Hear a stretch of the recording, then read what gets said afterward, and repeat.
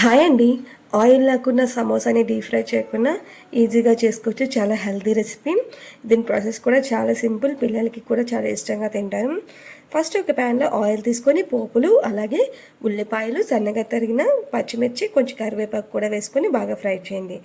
అందులోనే కొంచెం పసుపు, అల్లం వెల్లుల్లి పేస్ట్, తగినంత సాల్ట్ కూడా వేసుకొని ఒకసారి బాగా ఫ్రై చేయండి. అందులో కొంచెం కారం కూడా వేసుకోండి. నేనైతే ఏ మసాలాలు యాడ్ చేయట్లేదు, మీరు కావాలంటే వేసుకోవచ్చు, లేదంటే స్కిప్ చేయొచ్చు. బాగానే ఉంటుంది టేస్ట్ అయితే.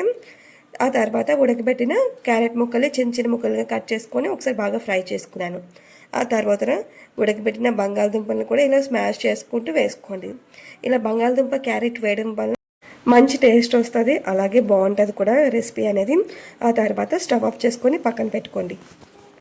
ఇప్పుడు గోధుమ పిండితో మనం చపాతీ ఎలా చేసుకుంటామో సేమ్ అలానే చపాతీ చేసుకోండి. ఆ చపాతీ కొంచెం మందంగా ఉండేటట్టు చూసుకోండి. మరి పల్చిగా వద్దు, మరి అలానే మందంగా చేయకూడదు.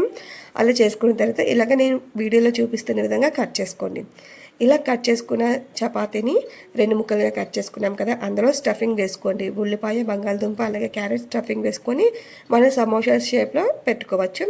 దీనికి మనం ఏం తడి చేయక్కర్లేదు, అది ఆటోమేటిక్గా అంటికిపోద్ది. సమోసా షేప్లో వేసుకోండి. ఇలాగ అన్నీ చేసుకొని పక్కన పెట్టుకోండి. అలా పక్కన పెట్టుకున్న తర్వాత స్టవ్ మీద ఒక ప్యాన్ పెట్టుకోండి. దోశ ప్యాన్ ఉంటుంది కదా, ఆ దోశ ప్యాన్ పెట్టుకొని కొంచెం ఆయిల్ వేసుకోండి.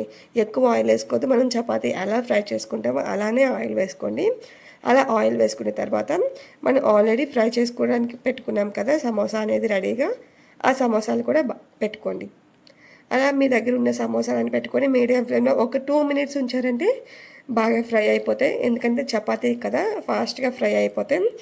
ఇలా ఫ్రై అయిన తర్వాత వేరే సైడ్ కూడా తిప్పుకొని ఒకసారి బాగా ఫ్రై చేసుకోండి. ఒక 2 మినిట్స్లో అయితే ఈ ప్రాసెస్ అంతా అయిపోతుంది. ఆ తర్వాత స్టవ్ ఆఫ్ చేసుకొని గార్నిష్ చేసుకుంటే భలే ఉంటుంది టేస్ట్ అయితే. పిల్లలు కూడా చాలా ఇష్టంగా తింటారు. ఆయిల్ లేకుండా ఇంట్లోనే సమోసా చేసుకోవచ్చు. బయట తినే అదంతా అన్హెల్దీ, దేంతో చేస్తారో మనకు తెలియదు కదా. అది ఇంట్లోనైతే మనకు నచ్చినట్టుగా నచ్చిన విధంగా ఆయిల్ లేకుండా హెల్దీగా చేసుకోవచ్చు. క్రిస్పీగా చాలా బాగుంటుంది.